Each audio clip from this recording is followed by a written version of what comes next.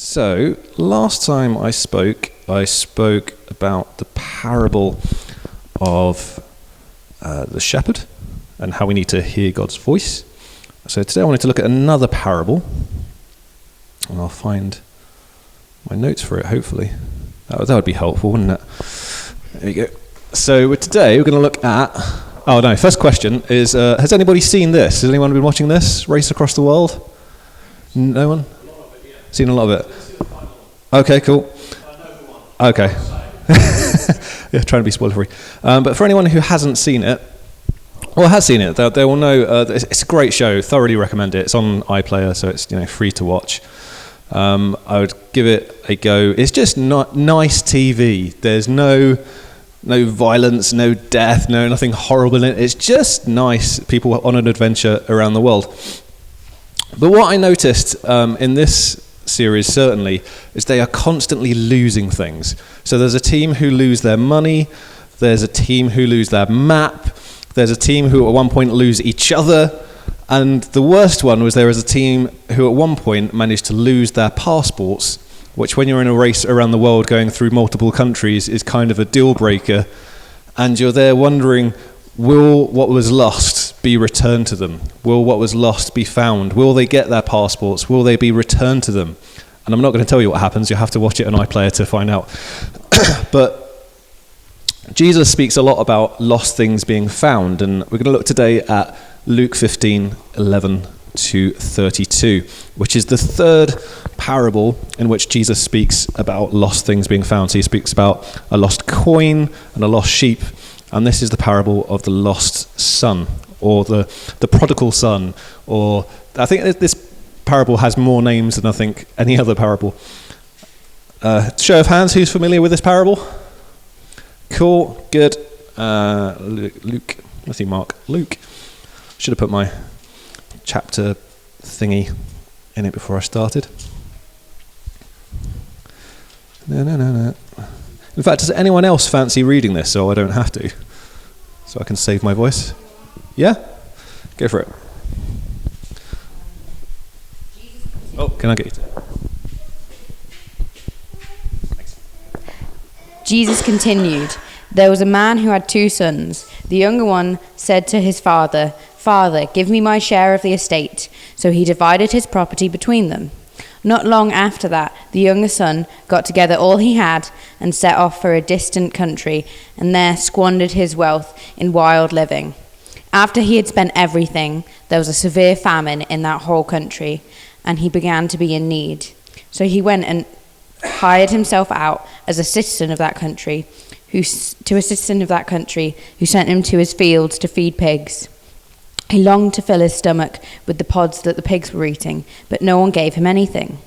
When he came to his senses, he said, 'How many of my father's hired servants have food to spare, and here I am starving to death? I will set out and go back to my father and say to him, Father, I have sinned against heaven and against you. I am no longer worthy to be called your son. Make me like one of your hired servants.' So he got up and went to his father. But while he was still a long way off, his father saw him and was filled with compassion for him. He ran to his son, threw his arms around him and kissed him. The son said to him, 'Father, I have sinned against heaven and against you. I am no longer worthy to be called your son.' But the father said to his servants, 'Quick, bring the best robe and put it on him. Put a ring on his finger and sandals on his feet. Bring the fattened calf and kill it. Let's have a feast and celebrate. For this son of mine was dead and is alive again. He was lost and is found.' So they began to celebrate. Meanwhile, the elder son was in a field. When he came near the house, he heard music and dancing. So he called to one of the servants and asked him what was going on. 'Your brother has come,' he replied, 'and your father has killed the fattened calf because he has him back safe and sound.' The elder brother became angry and refused to go in. So his father went out and pleaded with him. But he answered his father, 'Look, all these years I've been slaving for you and never disobeyed your orders. Yet you never gave me a young goat so I could celebrate with my friends. But when this son of yours who has squandered your property with prostitutes comes home, you kill the fattened calf for him.' 'My son,' the father said, 'you are always with me, and everything I have is yours. But we have to celebrate and be glad, because this brother of yours was dead and is alive again. He was lost and is found. Saved my voice a bit. That's great. Thank you. So, what's important to realise, where have I put the clicker? I'm always putting it in random pockets. With this parable is who Jesus is speaking to when he's telling this parable. So there's two groups of people, it says at the start of chapter 15, that Jesus is speaking to with these parables about lost things, the coin, the sheep, the son. There's the tax collectors and other notorious sinners, and there's the Pharisees and the teachers of religious law. And it doesn't take a genius to work out what Jesus has done here. So you've got a younger son who's lived wildly and recklessly, and an older son who's kind of grumpy, likes to complain, and is not happy with how everyone else is living. Can you see what Jesus has done here? Yeah? So that's important to realize that you've got the younger son representing these guys who are living sinful lives, doing crazy stuff, and the older son representing the Pharisees and their smugness and complaining attitudes. So that's that. And it's going to sound really obvious to say this, but the story starts off with them both being sons. This idea of like God having sons is, for us, it's a thing, 'cause we think we as Gentiles effectively were brought into the family and adopted in from the outside, but for the Israelites, they've had understanding for years and years and years and decades and hundreds of thousands of years that they are God's people. You know, there's reference in the Old Testament to them being God's people, God's chosen people. He is the father of that nation. So this understanding of them being sons from the get-go is kind of, that's to do with them being Israelites. It's their history, their story that they've been born into, which is a bit different to us because we've been brought in from the outside. But it's important to realize that at the start of this story, they are sons. And I think that's obvious, but really easy to overlook. And hopefully it'll become clear as to why. And the younger son, goes off, lives wildly, does crazy stuff. But all I wanted to ask was, that's, the living wildly, that was the action, but what was the attitude that led to the action? Jesus, when he's doing the Sermon on the Mount, constantly does this. He said, it's bad to murder people. That's not okay. But if you have that attitude in your heart and you look at someone with anger that says, I want to murder this person, that's not good. And, he constantly raises the bar and says, actually, you need to look at the heart first. It's not just if you commit adultery, it's if you look at another woman with lust in your heart. And Jesus raises the bar constantly and says, what's the attitude that's sinful that leads to the sinful action? Last time around, I spoke about Adam and Eve. The taking of the fruit from the tree that was forbidden was sinful, but there was an attitude of being ungrateful with what God had given them and wanting more for the sake of wanting more that led to that action. So it's important to look at the attitude that led to it. So in this story, what's the attitude? Anyone want to take a punt? What's the attitude that led to the action of living wildly and going away? Anyone fancy making a suggestion? Yeah. Yes. Both of those things. So to sum it up, or how I summed it up, was this: I want your stuff, but I don't want you. That's the attitude that led to this result. He said, I don't want you, Dad. I don't care about you. All I want is your stuff. I want to do what I want with it. I don't care about you, and I don't care about how you want me to use it. That's the attitude that leads him to, demand his inheritance and go off and live wildly. And it's easy to, I think, certainly when I was thinking back to sort of my younger years, I'd look at the lost son, and so if you picture the lost son and try and convert that to like a modern person, what kind of person do you picture? I've probably not phrased that very well, but when I used to think of the lost son, I used to think like, murderers or gangsters, criminals, thieves, prostitutes, people who had made a right mess of their lives. And so you could look at the lost son very easily and go, well, that's not me. And it's sort of almost like the Pharisees were a little bit, I'm nowhere near that bad. And that's easy if you look at the action, but if you look at the attitude behind the action, it's a bit more challenging, because it was a son who was more interested in what the Father had than in the Father himself, who did what he wanted with the Father's gifts, living in a way that pleased himself, ignoring the will of his Father. When you look at that, that's a bit more challenging, isn't it? Because we are God's children, and there are Christians in the world who will get more obsessed with, the gifts of the Spirit as opposed to just wanting to be close to the Spirit, wanting to be close to the Father. There are people who will take what God has given them and use those gifts for their ill-gotten gains. If you think of what's happened with Hillsong and Mike Pilavachi and Ravi Zacharias and all those other people who have made horrific mistakes, they took the great things that God had given them, used them for their own selfish desires, and things fell to pieces, much in the same way that it fell to pieces for the younger son. So I find that challenging. I find myself asking things like, am I more interested in healing than the healer? Do I want to use Jesus as a stepping stone for my own glory and fame, or is it for his? Do I speak more about what I've done for Jesus, or about what Jesus has done for me? It's challenging to make sure, actually, I don't want to have that attitude. And imagine, it's a slightly controversial to put yourself in God's shoes, but imagine how that feels if you're God, if you're the Father in that story, to say, I don't want you, I just want your stuff. I know that when I came back from university to my home church, I can't remember who it was at the time, but someone said, "Oh, it's great to have you back, John. That means we get to have an electric guitarist again." And I was like, because it felt like, they didn't actually, they weren't happy that I was back. They were just happy that they had a guitarist again. And it hurt. It genuinely hurt. And like, how much more hurt is in that? So it's important to make sure that we are seeking the relationship with God above the things of God. Then he comes to his senses. He realizes that doing his own thing hasn't worked, that using the gifts the Father had given him for his own selfish desires had not ended well, and decides, I need to return to my Father, apologize, and ask for forgiveness. So he does that. That's basically repentance, summed up pretty well, isn't it? Realizing that you can't do it on your own, you've made a bit of a mess of things, and you need to go back to your Father, apologize, and say sorry. And then there's a big party. Woo! Everyone loves a party. And the Father runs out to meet the son, throws his arm around him. The son's prepared like this speech to say, treat me like a servant, and he doesn't let him finish the speech, and in fact put sandals on his feet, which is what you get if you're a son, not a servant. There's loads of stuff in there that's very sort of picturesque and important. But there's this celebration in terms of a meal of what was lost being found. So we're going to do that in a minute. We're going to do communion and then have a meal celebrating that we were once lost and we've been found.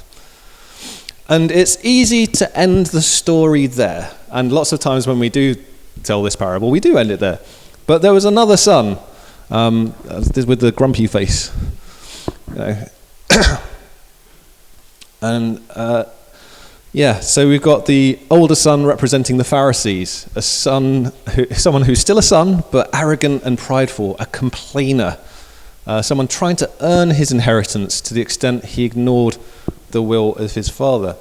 And it makes me think of when you've got Mary and Martha, and Mary's there at Jesus' feet and Martha's in the kitchen being busy, and she's like, stop being busy for the sake of busyness, and just come hang out with me, spend time with me. It's more important to be with me than to do stuff for me. And when you look at later on in the Gospels where it says, many will come before me and say, Lord, Lord, I did this in your name. And he'll say, yeah, but I don't know you. It's not important what you've done in my name. It's important that you know me. That's the important thing. But the older brother says, this son of yours, not my brother, this son of yours, who squandered your money on prostitutes, which I think is interesting because it doesn't mention prostitutes, it just says reckless living. So I think let's just see that critical attitude. They go, he must have spent it on prostitutes and gambling. It doesn't say that specifically. He's just sort of come to his own conclusions. But he's got this overinflated sense of self-worth and put all his worth in his hard work.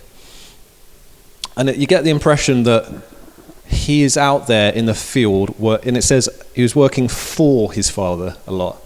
It never says with.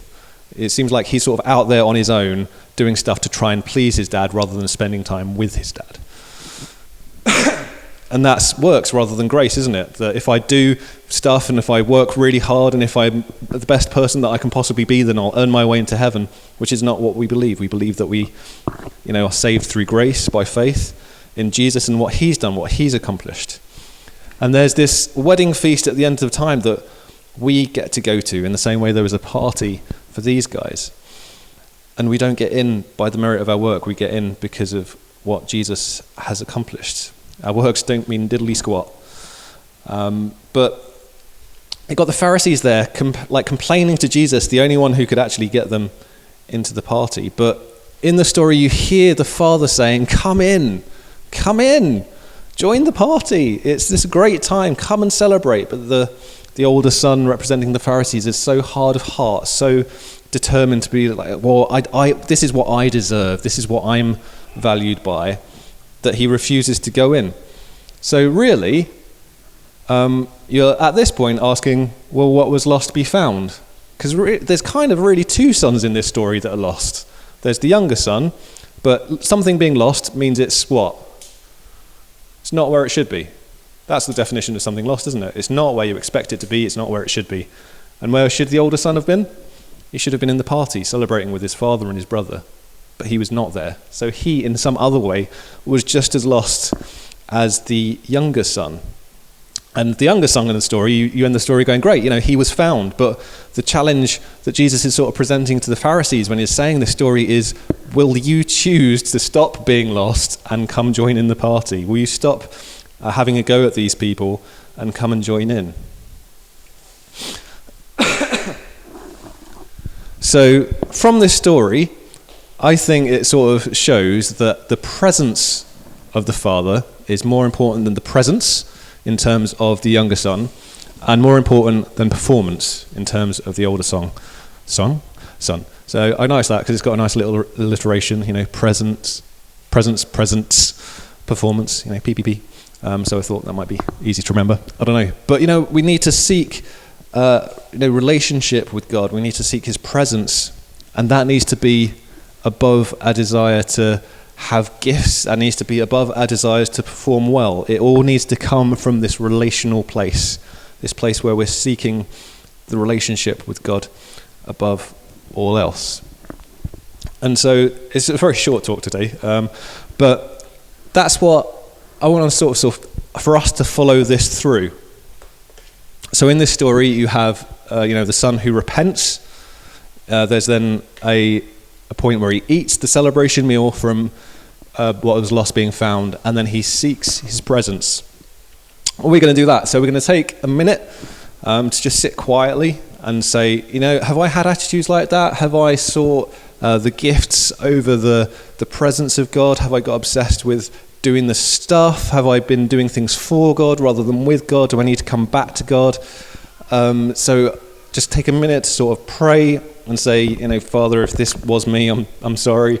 I want to come back to you. I want to prioritize our relationship above all else. Then we're going to eat. We're going to take communion. We're going to, celebrate that we were once lost, but we were found. That Jesus died to rescue us, to bring us into his family from the outside.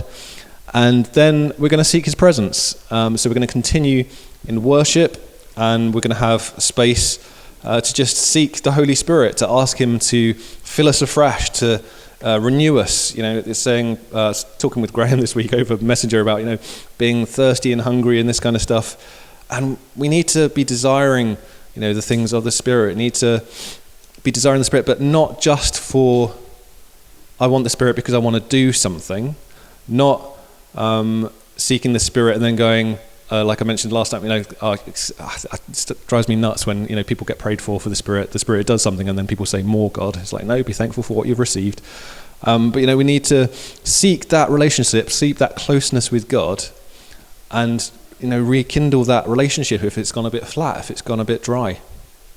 And the only way that this church is going to transform from however many of us there are today is if we're just full of the Spirit, full of power, full of confidence in who God is, and just filled to the brim with his Spirit. So we're going to do that. So if it's all right,